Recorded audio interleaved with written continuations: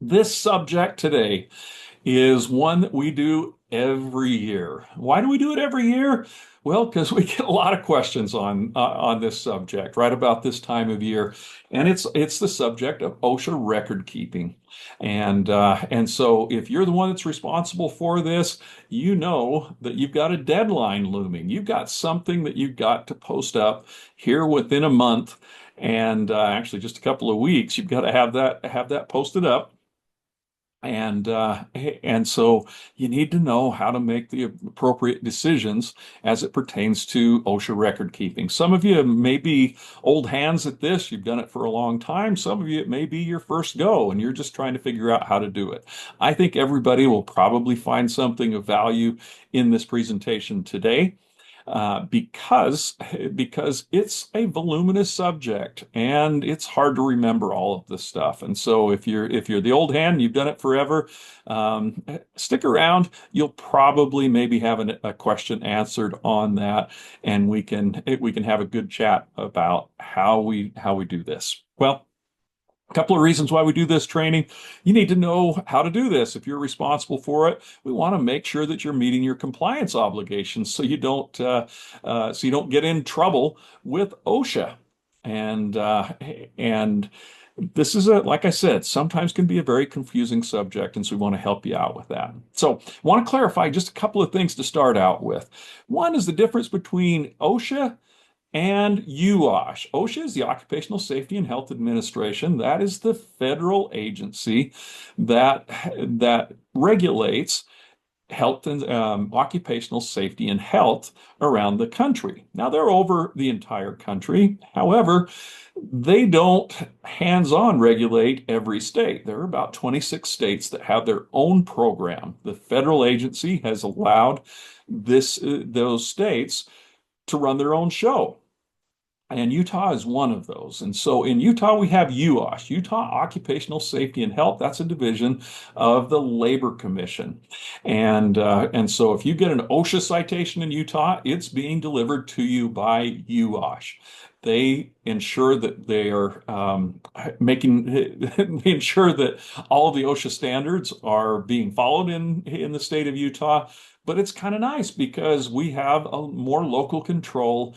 And if we have a question or a challenge or a problem, we can talk with the administrators here in the state of Utah. We don't have to go to Washington, D.C. We don't have to deal with some of the challenges along with that. So I'm going to talk about OSHA and I'm going to talk about UOSH, and sometimes we're going to talk about those interchangeably when we just talk about a regulator.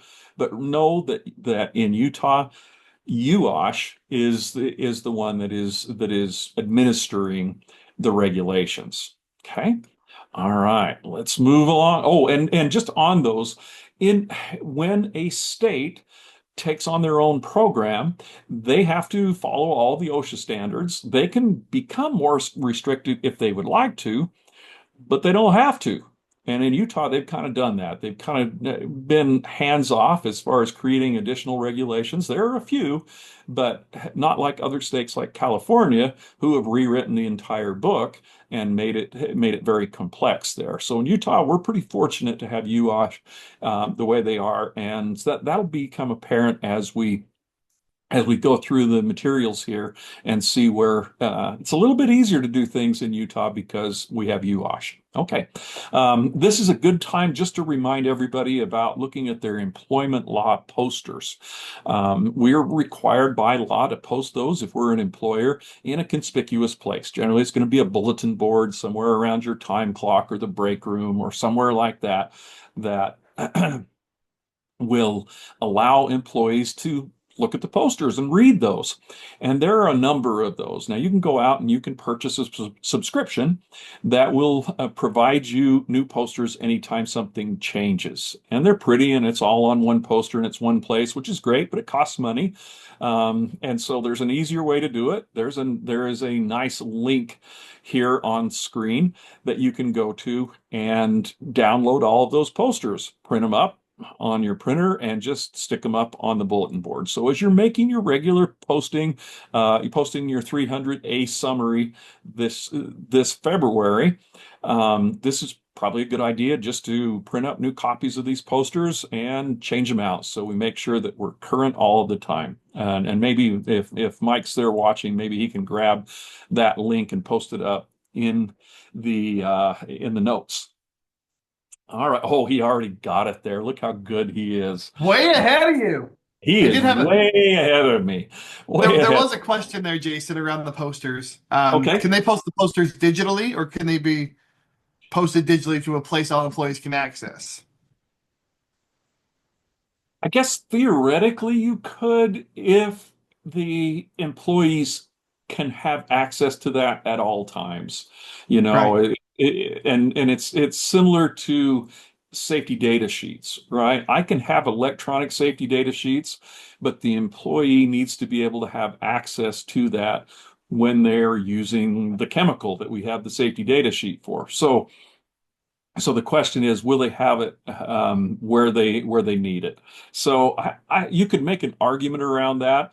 I wouldn't mess around with it. I just stick them up on a bulletin board. Then I met my compliance obligations. If you want to post those electronically so they can see those and read those, I knock yourself out. I think that's a good thing as well. But I'm always going to go with the hard copy on the bulletin board. So then we've met our obligations. So good question. Good question. So we ask, why do we have to keep OSHA records? Why do I have to spend time tracking my illnesses and injuries and putting them on a 300 log and all of this stuff? Well, number one, it's a legal obligation. It is a law that the law says that we have to do that. Well, beyond that, I think it's important that we keep good records, that we have every injury, every accident reported, and that we put that into a registry, into a list, so we can see what's happening out there. And there's a number of things that we can do with that. One is our safety committees can do incident investigation, and we can look at how we can prevent that type of incident from happening again. That's really important. I think good record keeping allows us to build a good safety program. So as we look at this, don't just look at it as a compliance obligation. Look at this as an opportunity to figure out what's going on in our organizations. Mike and I are constantly looking at records. We look at graphs and charts and we try to crunch those in one way or another to say what's going on in the trust membership and how can we help prevent these types of incidents from happening, and help you out. So take this as an opportunity. Well, OSHA record keeping, here's where the standard is. If you type in 29 CFR 1904 into a Google search, and it will come up. If there's an OSHA.gov result that pops up there, which there will be, click on that one and it will show you what the regulation is. So I always recommend that you go to the horse's mouth and you see what the regulation says. I'm happy to help out and hopefully we'll give you some information that will help you do this job. But I always recommend that you look at what the standard says so you know exactly what's required.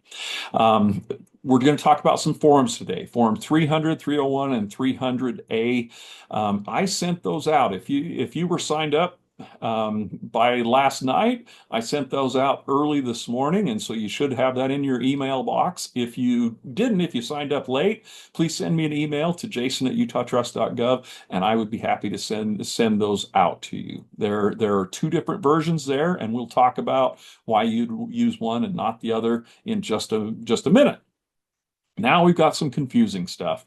We're going to use some words in here: compensable, recordable, reportable. And it may get a little bit confusing. I'm going to do my best to help out. But we're going to be using these words back and forth a little bit. Compensable talks about workers' compensation. It talks about workers' compensation claims. Oh, no, there are some other words there. Claim versus case. A workers' compensation claim is when an employee is injured in the course and scope of their work, and they or you as an employer make a claim against your workers' compensation policy that the trust provides to you, hopefully, and the trust pays for that. You buy insurance, and we pay for the medical cost and sometimes indemnity, lost time on those.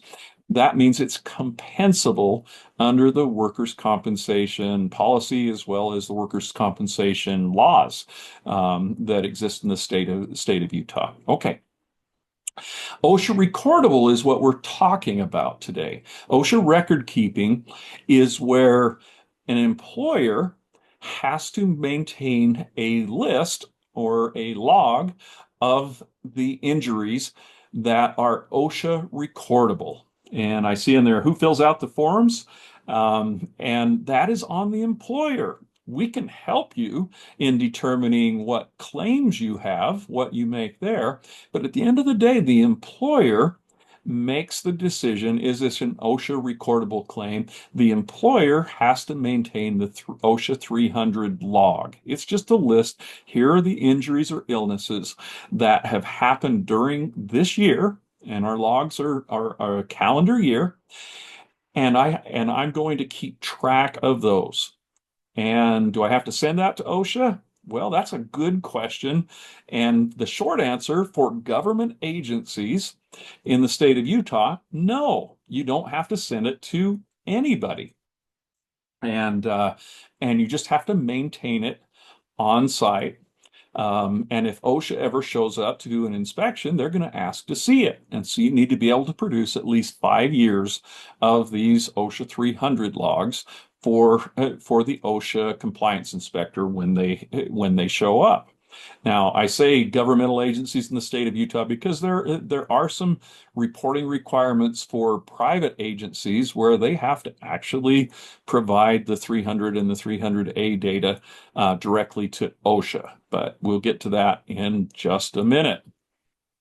Oh, I didn't finish that one.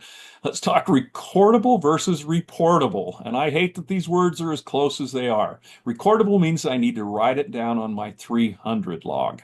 It's serious enough that it needs to be written down or typed in to my OSHA 300 log. Reportable injuries, are those that are really serious. And we'll talk about what makes it a reportable, but I need to call UOSH and let them know, hey, we had a reportable injury happen. So we're going to need, and we just tell them that, and they're going to come and visit you probably. All right, we'll talk about that a little more in just a second. Some organizations, some employers are exempt from this record keeping requirement. If you have fewer than 10 full-time equivalent employees during a calendar year, then you would be exempt. We got to be a little bit careful with this because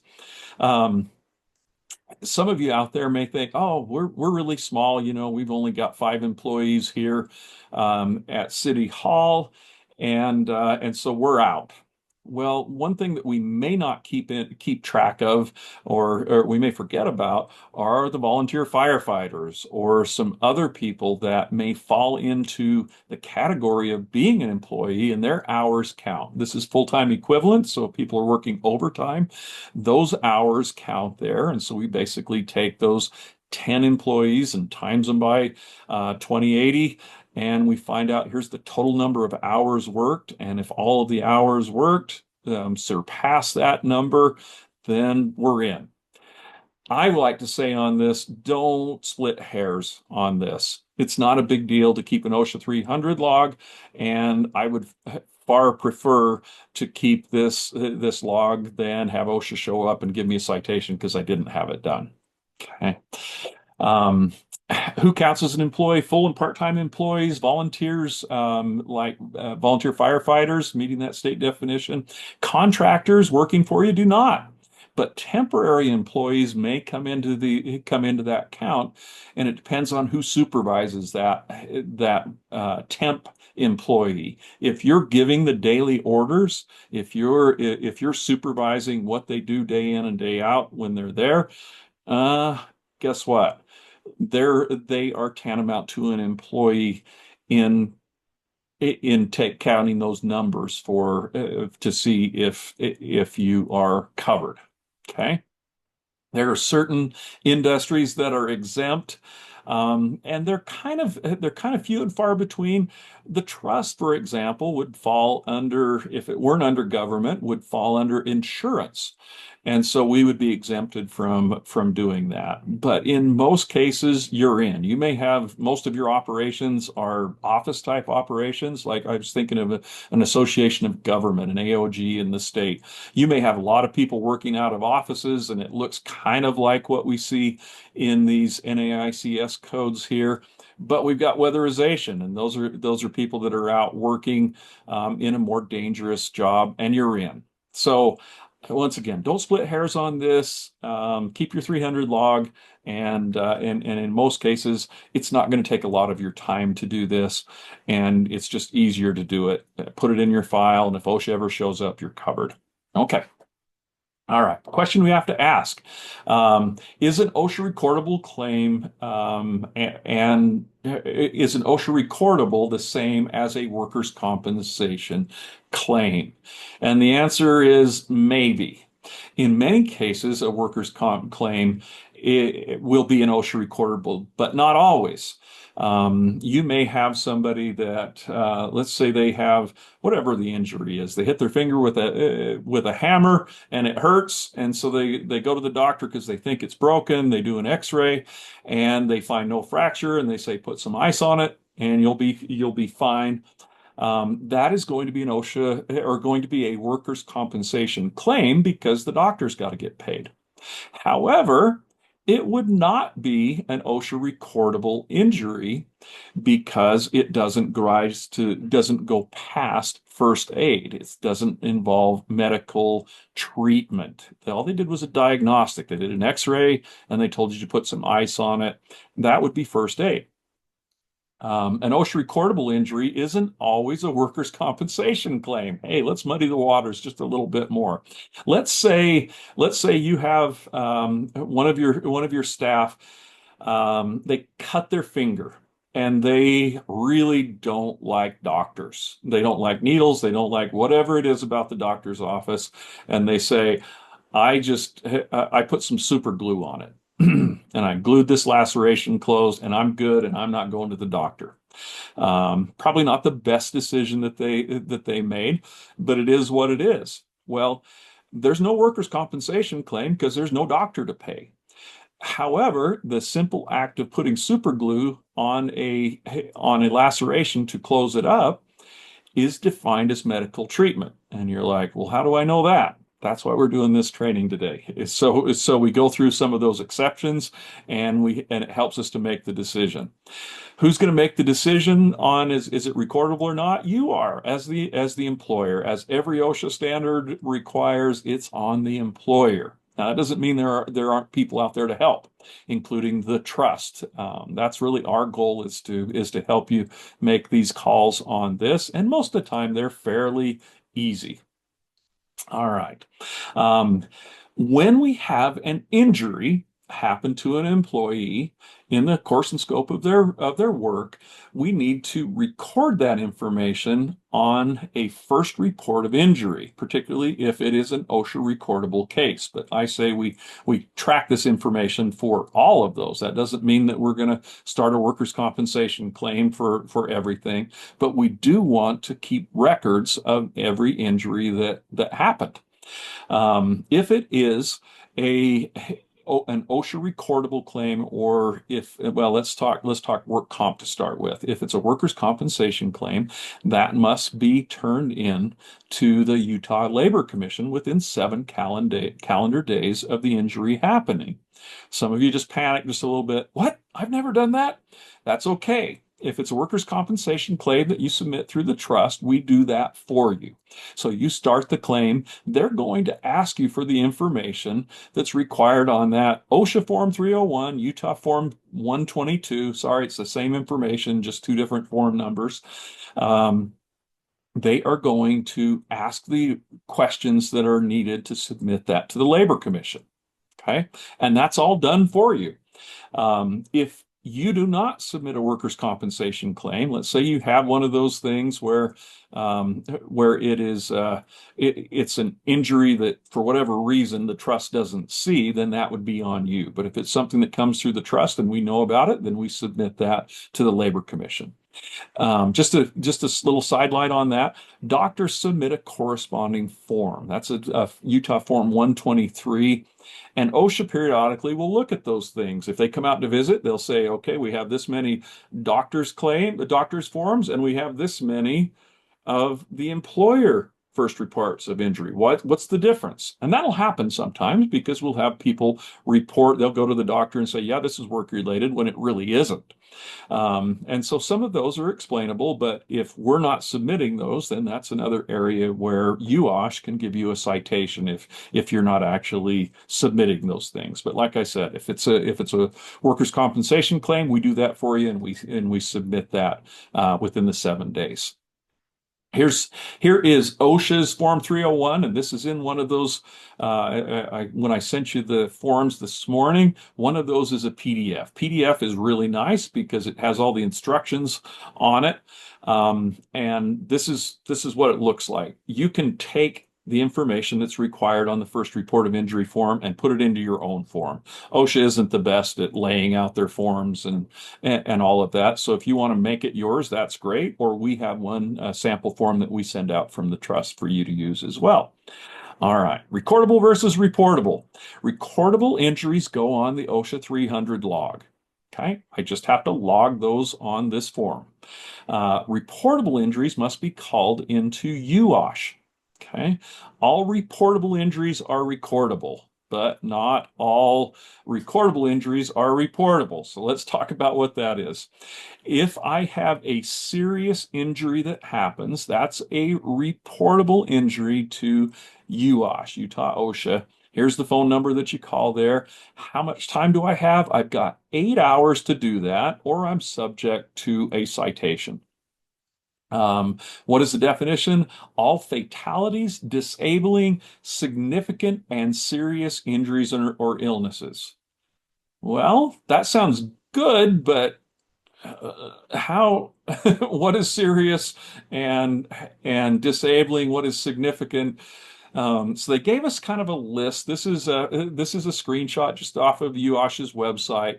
And it tells us what we have to report. What is disabling, serious, or significant injury? Any injury resulting in admittance to the hospital or impairment, permanent or temporary, where function of any part of the body is substantially reduced or made useless, and which would require treatment by a physician or other licensed healthcare professional. Examples include, but are not limited to, the following: amputation, fracture, deep laceration, severe burn, thermal, chemical, etc., electrical burn, sight impairment, loss of consciousness, or concussion.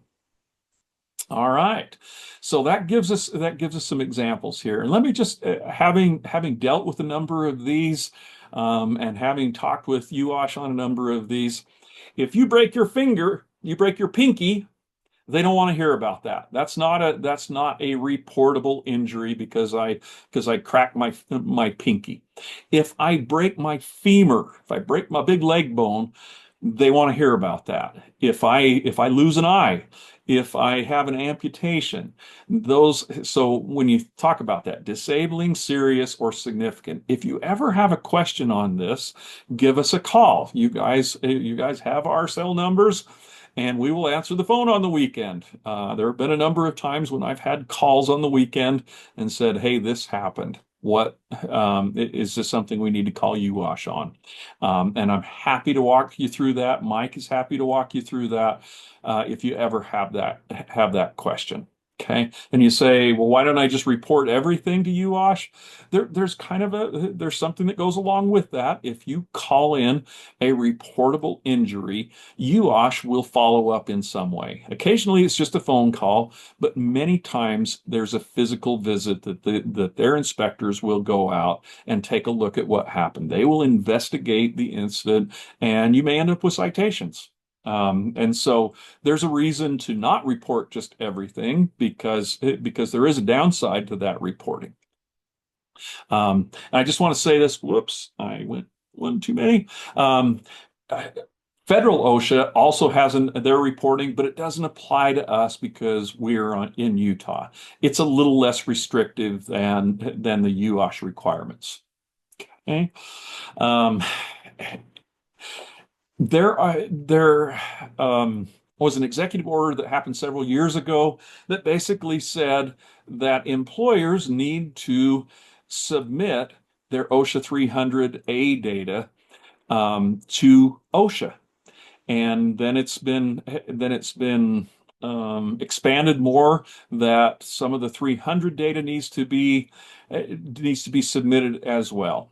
All right, but I'm going to say but quickly on this because some of you are like, what? I have to submit this to OSHA? And the answer is no, you don't. And the reason being is that we have UOSH, Utah Occupational Safety and Health Division, runs the show when it comes to OSHA regulations in the state. And they have made a determination that all governmental agencies in Utah are under NAICS, and that's the code for the type of industrial classification that you're in, that all government agencies are under Section 92, which is exempt from reporting. And so we don't have to do this side of it. All we have to do is maintain our OSHA 300 log and keep it on site. So we're not going to spend a whole lot of time on that because there are other things. You have to look at how many employees you have and all of that, and it's pretty confusing, and it doesn't apply to us. And so if you do have more questions on that, I'd be happy to answer those questions either in a phone call or we can hang around after we get done with the main session. But the great thing is hey, we're in Utah, we have UOSH, and they've made that determination as governmental agencies. We don't have to go through that extra level of regulatory control. So let's talk recordable injuries. You've got to make the decision on this. Is it recordable or not? So we're going to go through some steps. Did the employee experience an injury or an illness? And by the way, this is in the calendar year that we're talking about.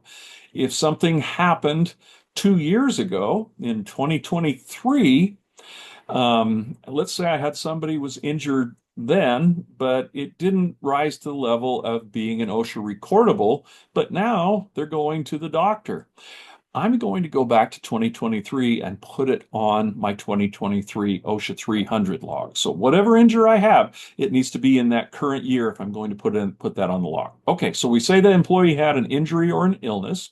Is the injury or illness work-related?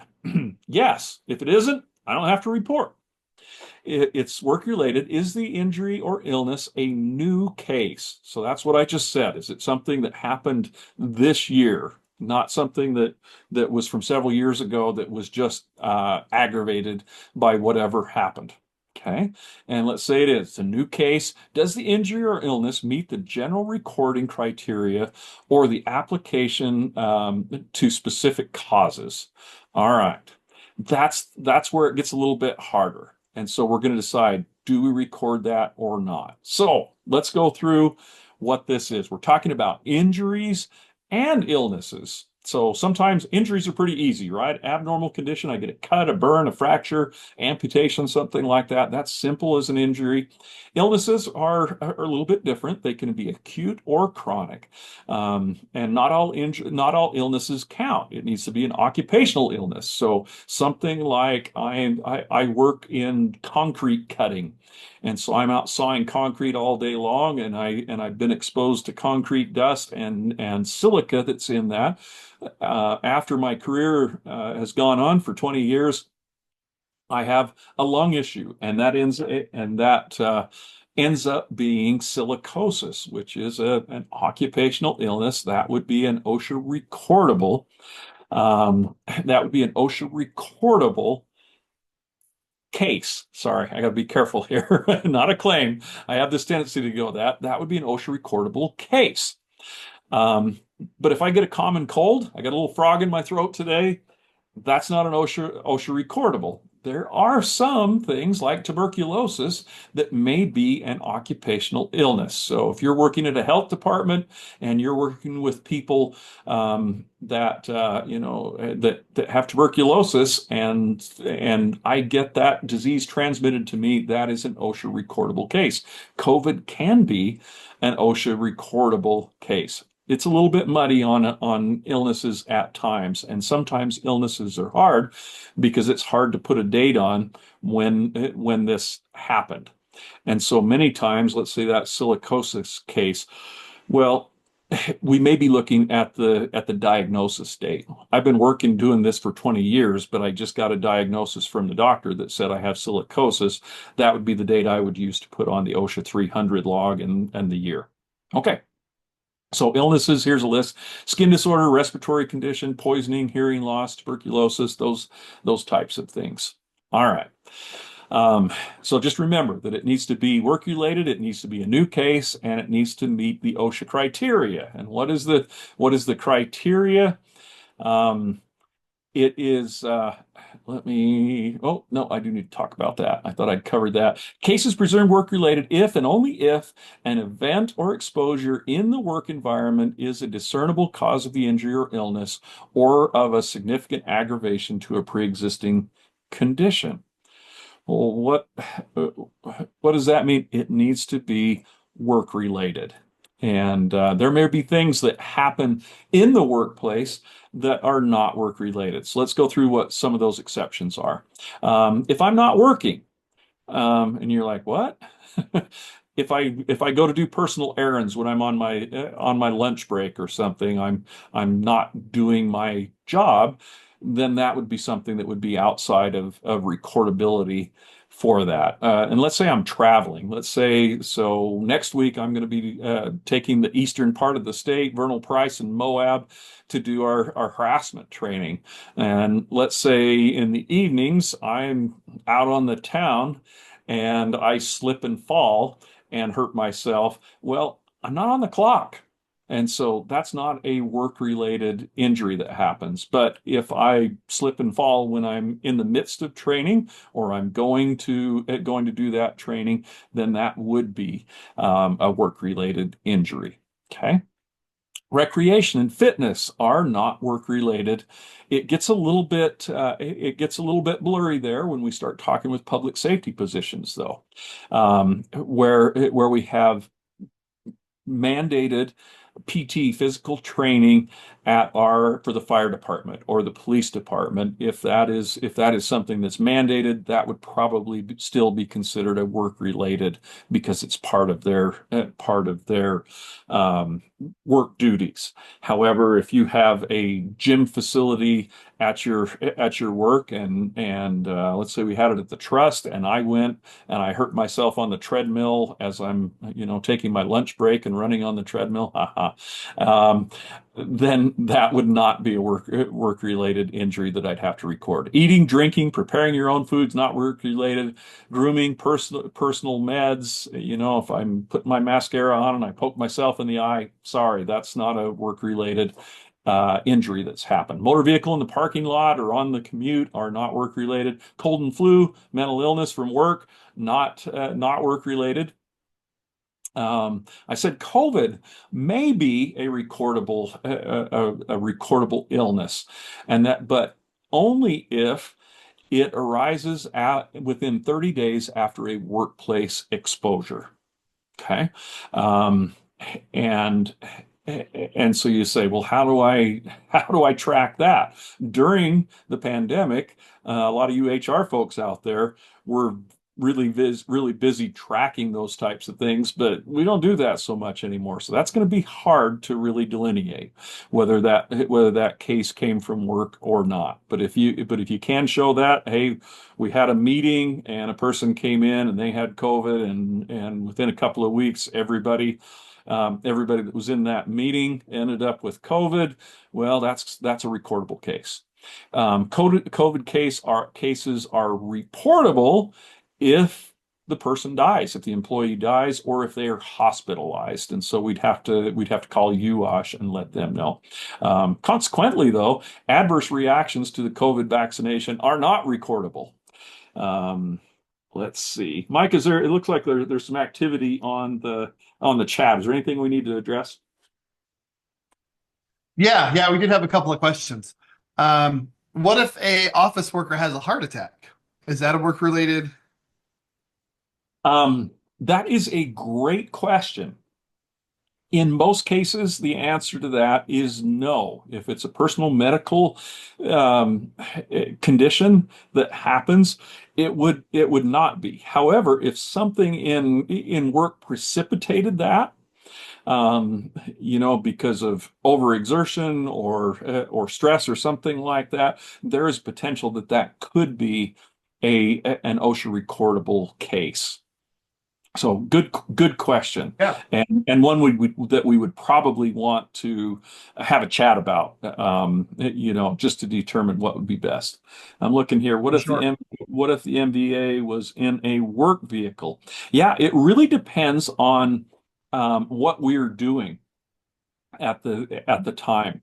Am I on a work errand? Now, like we said, compensability and OSHA recordability may not be the same thing. So there may be cases where something is a compensable workers' compensation claim because I'm driving a company vehicle and I get injured as I'm in St. George at a conference or something. That may be compensable, but it may not because I'm out on the town at night going to dinner or whatever.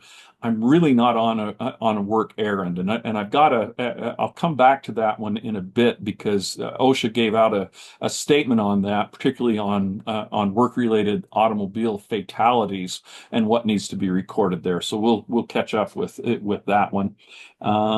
Anything else, Mike, that we need to cover? Oh, that's it. We're good so far. All right. Oh, I got behind. Sorry. I told Mike I listened to last year's presentation on 1.5 speed, and I said I'm much better at 1.5 speed, but I'm just trying hard to do that, and I struggle. All right, recordable injuries. If a death happens, it's recordable, easy. If they experience days away from work, the doctor takes them off of work, that's recordable. If they have restricted work activity, that means the doctor gives them restrictions in their return to work paperwork. Says you can only use one hand or seated work only or something like that, then that is a recordable injury. If they have a job transfer because they can't perform their regular duties, that is a recordable injury. If they experience a loss of consciousness. Now, this is really more of a work-related loss of consciousness. If I just didn't eat my breakfast and I got lightheaded when I stood up too fast, that's probably not a loss of consciousness that I'm going to record. However, if I stand up and I get lightheaded and I pass out and I smack my head on the desk as I'm falling, and I end up needing stitches for a laceration, well, that would be a work-related injury. But if there's something that happens, loss of consciousness, I get whacked in the head, um, doing a job, that's the type of loss of consciousness that would be a recordable case. Significant illness or injuries and medical treatments beyond first aid. Okay, that brings us to the major decision point that we have to make. What is medical treatment and what is first aid? Um, and medical treatment's fairly easy. The management and care of a patient to combat disease or disorder. Okay. What is first aid? Well, OSHA doesn't give us a definition. They just give us examples and they say this is first aid and this is not. And so we're going to go through a bunch of examples, hopefully quickly, to help you kind of get the idea of what is first aid. Because if it's first aid, it doesn't go on the 300 log. All right. If a doctor prescribes a prescription to me for a condition that I've had that's work related, that is a recordable case, even if I don't fill the prescription. Let's say I've got a strain and the doctor prescribes me prescription strength ibuprofen 800s, but I'm like, I don't want to go to the pharmacist. So I've got ibuprofen. I'll take 800 milligrams. Um, And that doesn't matter if a prescription is given. That is a OSHA recordable case now. So non-prescription medications at non-prescription doses are first aid. But if it's prescription dosed, and sometimes we can work with our docs, because sometimes the docs will just give a prescription to make sure that employee gets the ibuprofen. I've had discussions with docs in the past and said, hey, you realize that by giving this prescription, I have to put that on my OSHA 300 log. And when OSHA comes out, they're going to look at that and say, boy, these guys have got a lot of cases on here. We better look a little closer. And the doctor said, oh, I didn't realize that. Oh, and at the same time, I said, we have ibuprofen at our facility, and if the employee needs ibuprofen, we've got stacks of it here, and we can do that. They said, okay, great. We will not prescribe that. If they have, and it's the doctor's decision. If they say no, they need a prescription strength, then that's going to be the case. What is first aid? Drilling fingernails. It's not actually a drill bit. It's actually a hot wire they use to take care of those black fingernails that kind of hurt when you smash your fingernail. They just burn through there and allow that blood to the pressure to come off of there. That's just first aid. Cleaning, flushing, soaking wounds. If I rinse my eye out to get some dust out of there or foreign object, that's first aid. Foreign body removal by simple means. So if I can use some tweezers and pull out a splinter, that is first aid. But surgical removal is not. I worked at a facility in the electronics industry at one point in my career where we used really, really tiny drill bits. And these were, I mean, they were kind of hard to see. They were that small, and they were drilling microscopic hole, not microscopic. You could see them, but they were really, really small. Um, and if you happen to brush your hand on one of these drill bits, it would penetrate into your body and break off. And it's so small that you couldn't see it. You couldn't get it out with tweezers, and we'd actually have to send those to those people that had that happen. That was a big challenge that we worked on. Finally got it to where we could control that. We send that to a doctor, and they would use an X-ray machine to be able to remove that drill bit because it was so small. It took surgical means and extra effort, and so those were OSHA recordable injuries. So, but just simple means, that's first aid. If I can put a Band-Aid or a Steri-Strip or a butterfly bandage on, that is first aid. Staples or sutures are not. That is medical treatment. And I already let this one go. What about super glue? In the OSHA standard, they talk about medical glue. If you go to the doc and they put medical glue on to close a laceration, that is medical treatment. And technically, if you do it at work, that's medical treatment as well. So what about braces? And there's a kind of a hard line they draw on this, and it's how hard the brace is. If you have a rigid brace, that is medical treatment, something that immobilizes my wrist so I can't move it. But if they just put one of these elastic braces that go on that just kind of give you a little bit of support, that's first aid. Okay. Temporary isolation, if I put a splint on my finger because it hurts, or I think I may have a broken bone, and so we splint it until we get to the doctor and they x-ray it and say, no, you're fine. That temporary isolation is first aid. All right. What about vaccinations? A tetanus vaccination. Let's say I got a puncture wound and they say we're giving you a tetanus vaccination. That's first aid. However, a hepatitis vaccination that is in response to an exposure is not. So I get a needle stick. Somebody's blood is in a needle, and I accidentally poke that into me. And I go to the doctor, and the doc says, "Hey, you haven't had your hepatitis vaccination. We need to do that. So we've got you protection there." That would be medical treatment. I know it's kind of confusing. I apologize. Not my fault. OSHA's fault. Is hot or cold therapy? That's first aid. Massages, therapeutic massages are first aid, but physical therapy or chiropractic isn't first aid. It is medical treatment. So if somebody gets a chiropractic adjustment or physical therapy where there's manipulation, then that is a recordable case. All needle sticks are recordable injuries, and there's a special place on the 300 log where we record those. All right, now we know what has to be recorded. Let's talk about how we go about recording those cases. And I'm going to show sections out of the 300 log. And let me just talk about, I sent two files to you. One of those is a PDF version, and the other one is a Microsoft Excel version. And I recommend that you use both for two different reasons. Use the PDF for the instructions because there are good instructions there. They don't really exist in the Excel version, but use the Excel version for your day-to-day OSHA 300 record keeping because it's easy. I'm lazy. At the end of the year, I want to just click print on my OSHA 300 log and not have to transfer data back and forth and do math and all of those things. And the Excel spreadsheet does that for you. So that's the file that I recommend that you use is that one. You can use a hard copy form and just write it down. In the old days, that's what we did.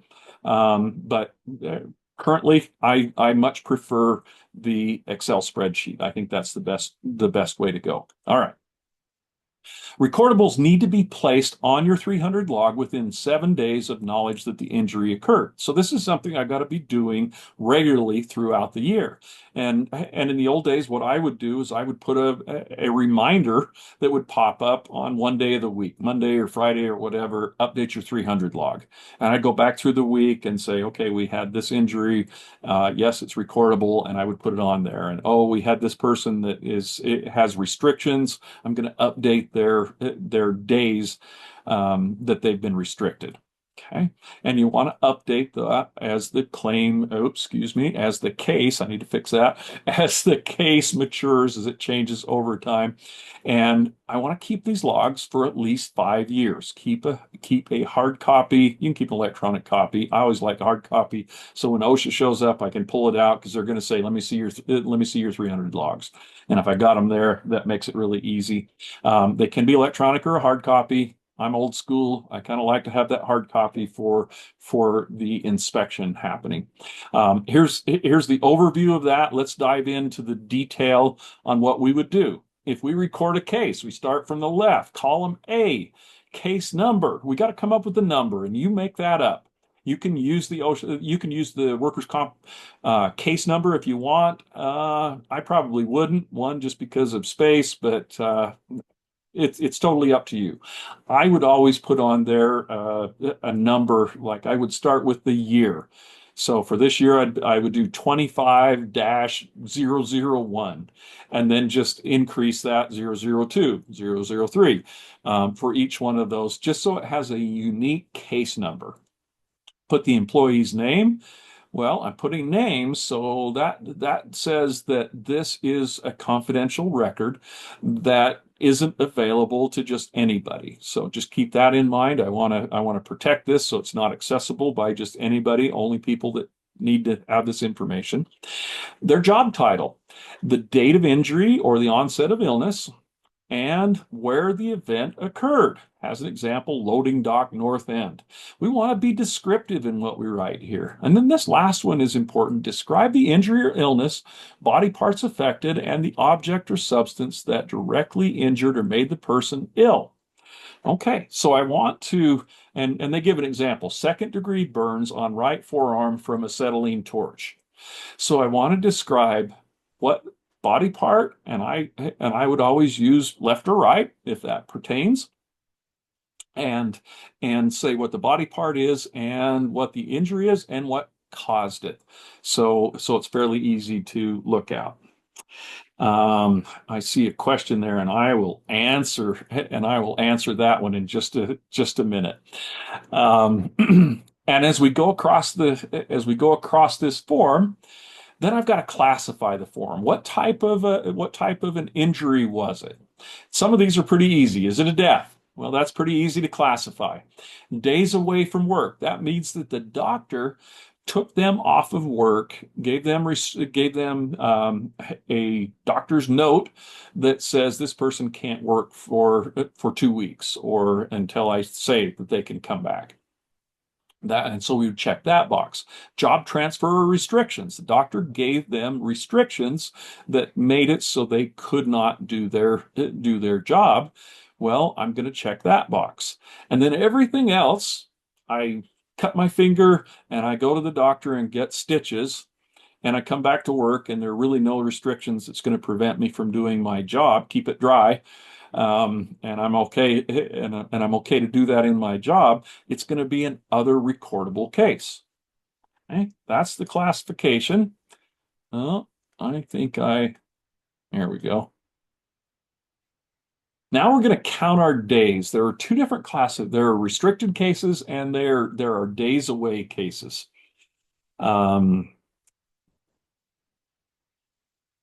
Okay, and Myra, you've got a great question there. I'm trying to keep up on those, and some will answer it after, but you've got a really good question. We're going to count the days away from work or the restricted days. We don't count the first day. We don't count the day of the injury, and we count calendar days, not the days that they're scheduled to work. So you don't have to worry if you've got firefighters and they're working 48-hour shifts and then they've got days. Don't worry about all that stuff. Count the calendar days. Day of injury, don't count that one, and then start counting. And we count every day, every calendar day through that. So Myra asked the question of what do we do if we have an injury that happened in a different year and we're counting days. The answer to that is you go back to that 300 log. So the year in which that injury happened is where we record it on the 300 log.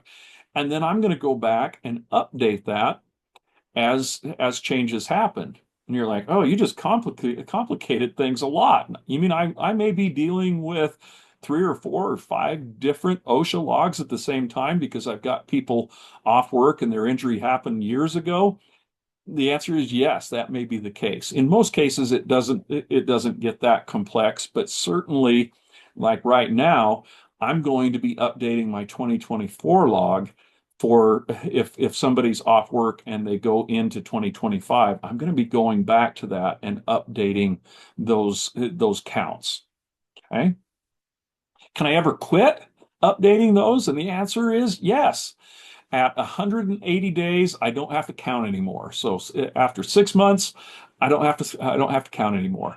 If the employee quits on their own and we don't have and we don't have interaction with them to really know if they're off or there are restrictions, most cases we probably will if it's a workers' compensation claim. But let's say we lose contact, I don't have to keep tracking there. For job transfer and restrictions, let's see. It's basically the same. It's the same thing. When they move to a different department, or when the restrictions impacted their ability to do their job, and we had to do something to modify their duty to be able to do that. That's when we start counting those. All right. Other recordable cases, they won't have lost time or restrictions to count, and so we just don't have to put those on those areas. All right.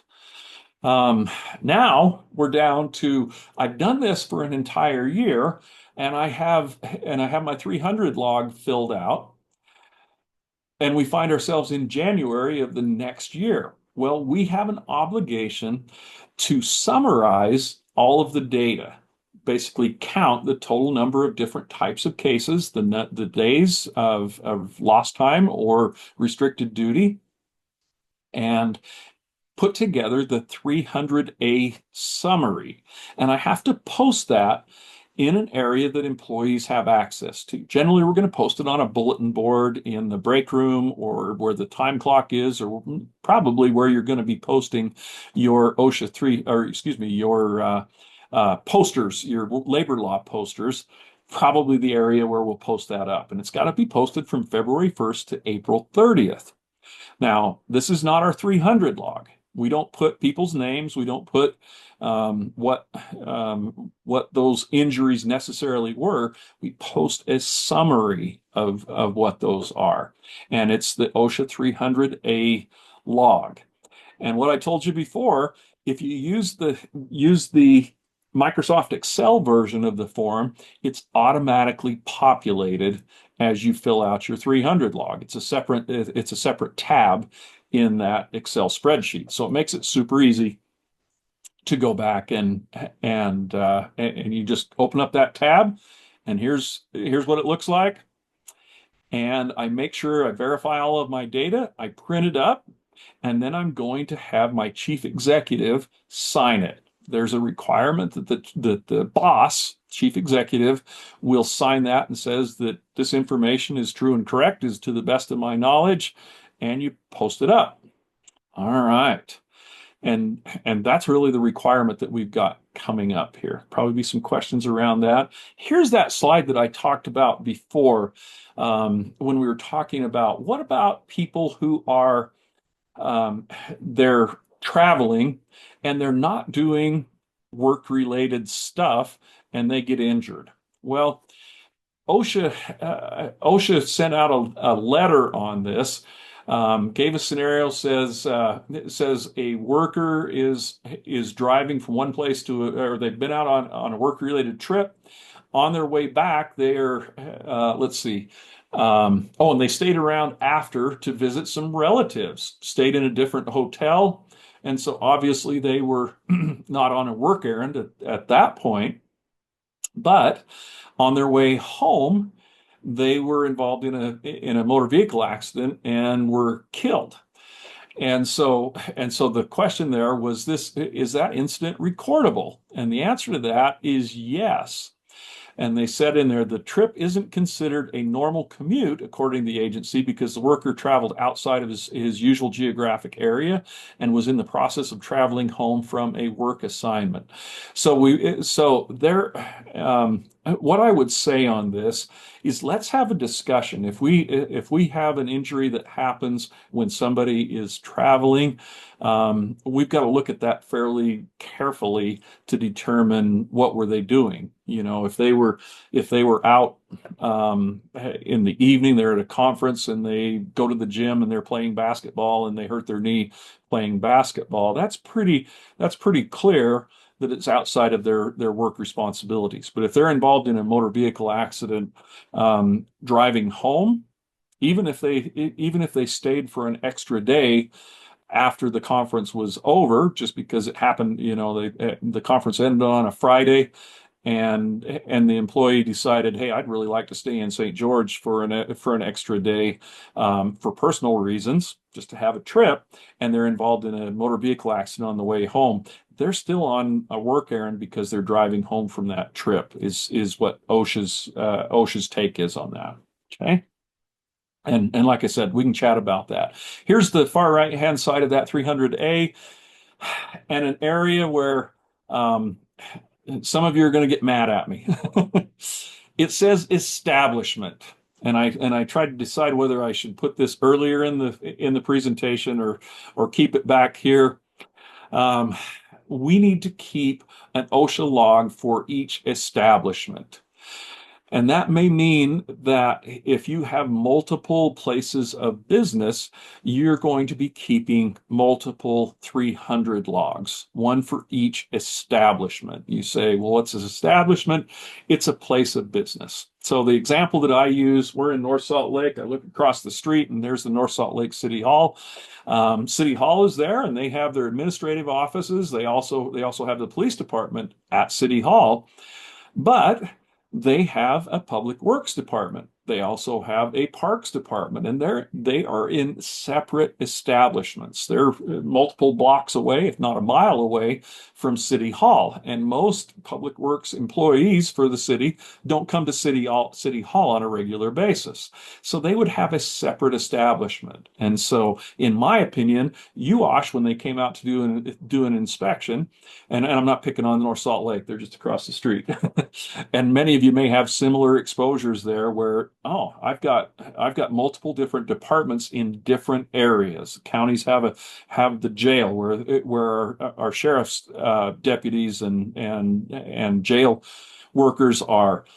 That's going to be a separate establishment from the county office building, the administrative building, or et cetera, et cetera. So there will be a separate establishment for each one of those. Sorry, that's kind of a pain, but it is what it is. In many cases, I won't have any injuries, and so I keep a 300 log, and I put on there at the end of the year none that we didn't have any injuries, and I've met my compliance obligation. Okay. And I know people are probably going to be mad about that, but that's the deal with OSHA is they want it by establishment. That is probably the most common citation on OSHA record keeping, besides just not doing it at all.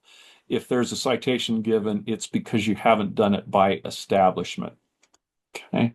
And so here's the summary: total number of deaths, total number of cases with days away from work, cases with job transfer or other recordables. Just those basic categories. We total those up and we put those on our 300-day summary.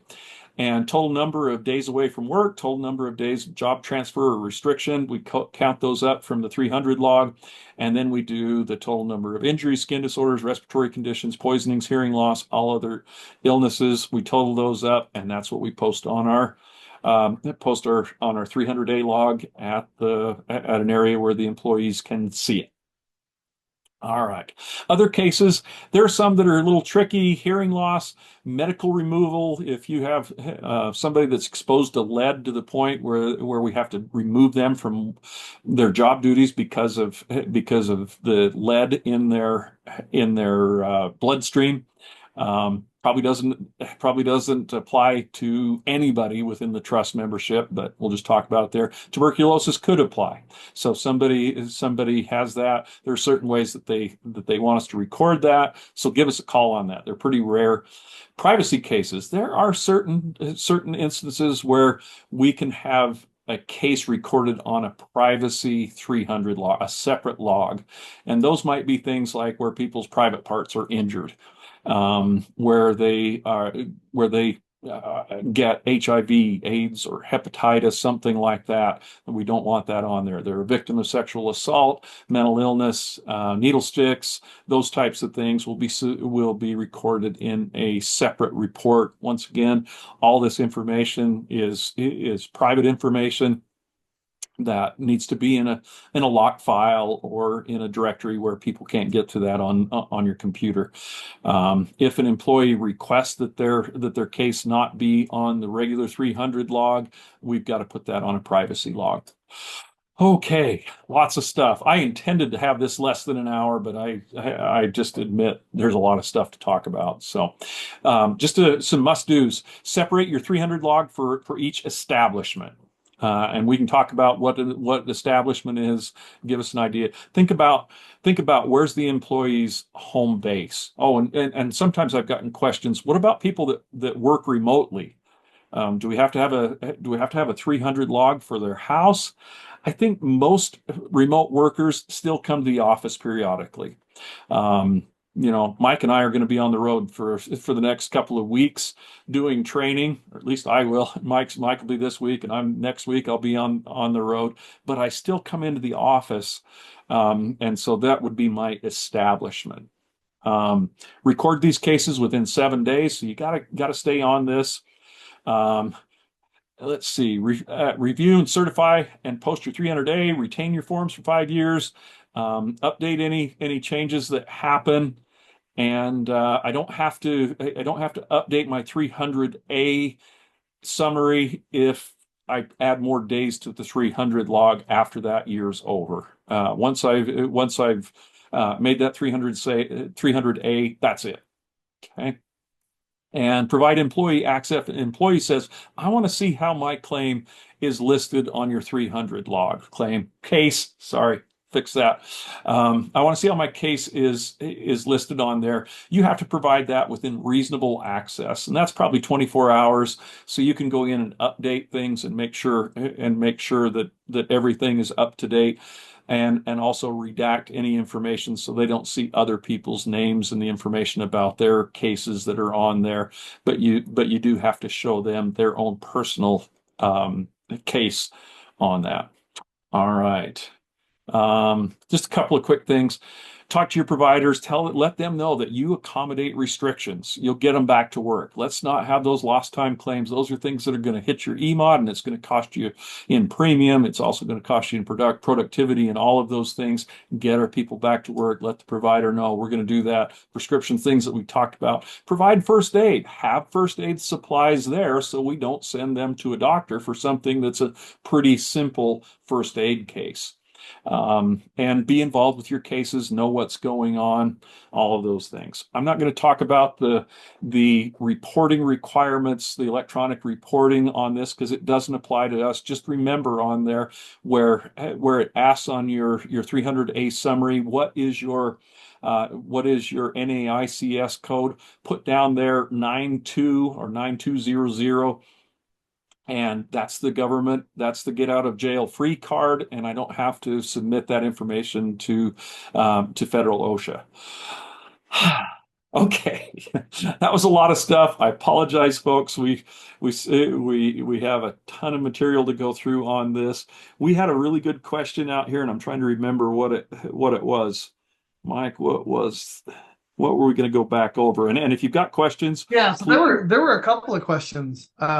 One on the OSHA 300 log being on the traveler's website, so we can generate oh, yeah. those So, logs. so you may say, "Hey, I got to fill this out, and I haven't done it during the year. I don't know where to start to do that." If you have, if you're in that situation, give Mike or myself a call.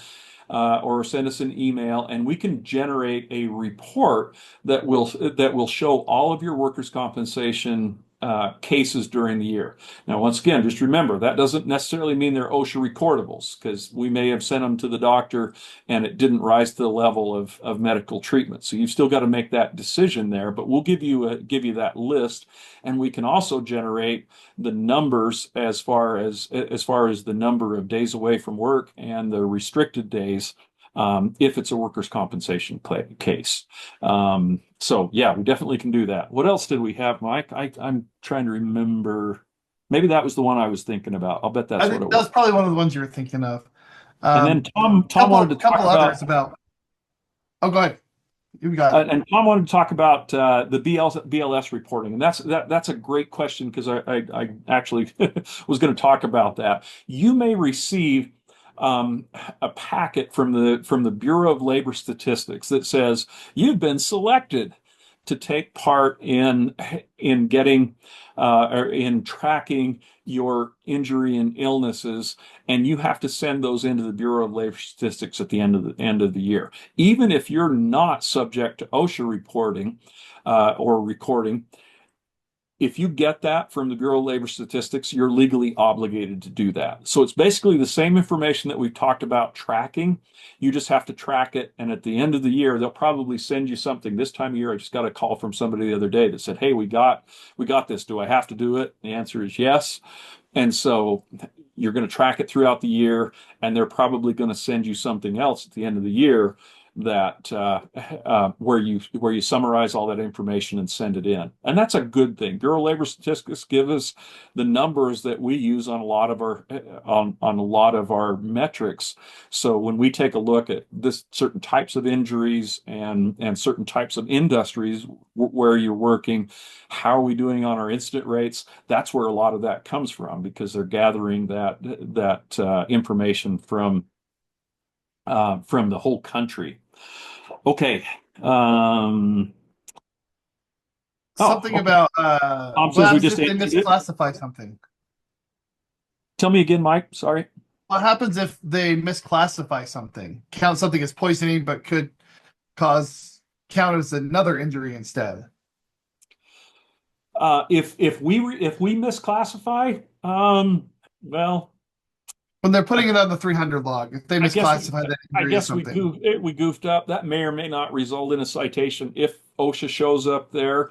Um, you know, most of the time they're fairly clear. what it may be. And I would just say, once again, if there's ever a question on that, give us a call and we can help walk you through that. Yeah. All right. Kim says, I thought you mentioned that mental illness was not an injury. And and that is um, the case in the exceptions, but they also listed in there. Oh, where did we? I can't remember exactly. There was a mental illness. Let's see. I got to go back and find that slide. Wasn't that one? Do you remember, Mike? I can't remember. No. Um, let's have a chat about that one. So mental illness is oh, okay. Let me answer this one then. So I know people have got to go. Do we record volunteer EMS? And the answer is yes. Those volunteers are tantamount to employees in the state of Utah, and so we would record any injuries that an EMS worker or somebody that is a volunteer is on there. And on if I have temp employees and we are the supervisor, day-to-day supervisor for them, we would also put them on our log. What else we got? Does the 180 rule apply to work restrictions as well? Yes. All right. Did I miss any? Trying to scroll through quickly. No, I think you got them.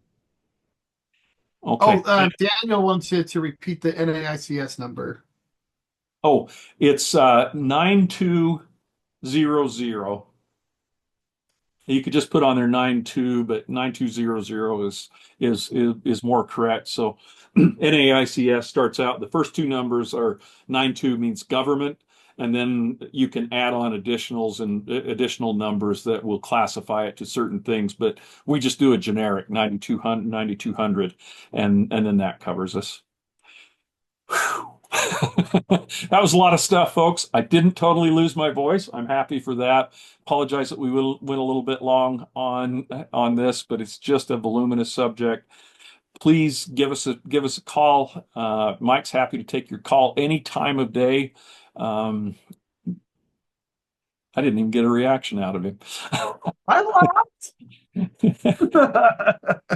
Please give us a call. You've got our numbers. I don't put them on. I don't put them on here because we posted up to YouTube. But you guys know, you know how to get in touch with us. And our numbers on the website are our cell numbers, and so you can call us at any time. Give us a call, and we'll walk you through this. Happy to help out wherever we can. And just remember, we got training, regional training starting tomorrow. Lots of online training. Go to utahtrust.gov, click on training and events, and sign up. Thanks, folks. Live long and prosper. Go out and have a safe day. See you guys.